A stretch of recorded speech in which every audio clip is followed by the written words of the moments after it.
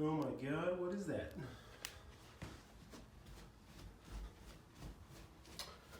Looks like that is my next level racing FGT cockpit. Finally.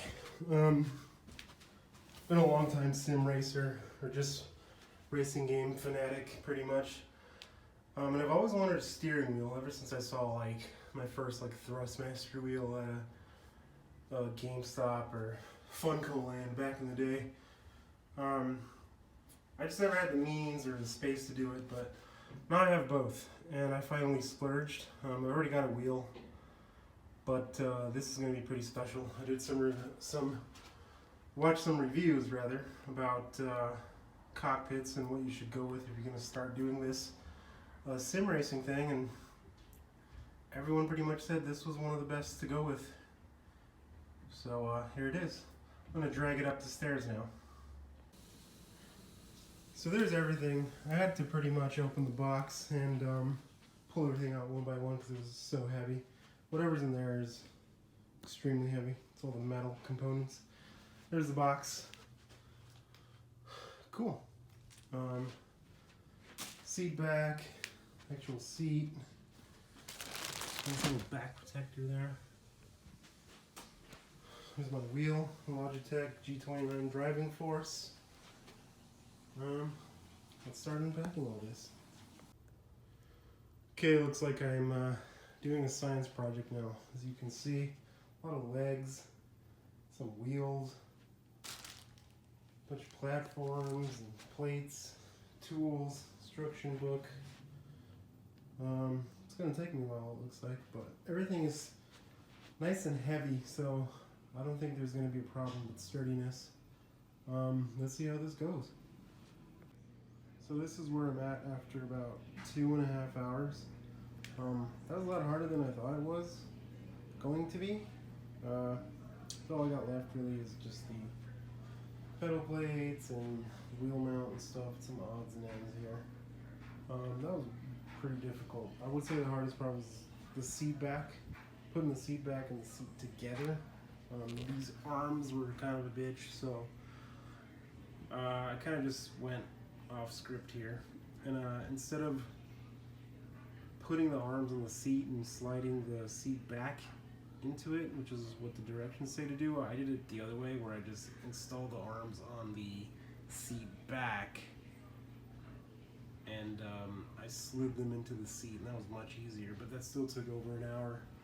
I sat in it. It's pretty damn sturdy. I just got to figure out the right length and distance, so see how it feels when I grab the wheel and so on and so forth. But pretty solid so far. And there it is in all its glory. It took me a couple of days to really get it to how I wanted it to be. I had the pedals on the floor, just flat, but my feet were cramping up that way.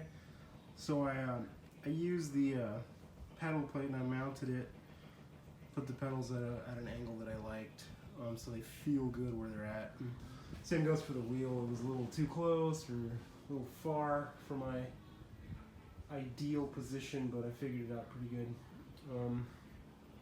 As for everything else, I had a few races in it already, just some quick time trials and so on and so forth, and I'm comfortable. The seat's pretty damn comfortable. This lower back pad is nice. Not much to it. This is it. It's sturdy, feels good, it's exciting to sit in. There's the channel's namesake right there. I did have an issue with my G29. I wasn't really using the paddle shifters too much prior to mounting all this in a cockpit, but I noticed that the downshift was sticking, and I wouldn't, every time I would hit it, it wouldn't really respond. I'd have to keep hitting it, so Googled it, and of course it's an issue with this type of wheel. So I had to take it apart and did some Mickey Mouse type fixing, but stuck a little piece of paper between the tab and the switch, and it's worked since then. No issues there. So cool. there it is, my first cockpit. The beginning of my, I don't know if you'd call it a career or not, but this is the start of me doing sim racing and taking it pretty serious. Any words from you? No? Alright. Thanks for watching.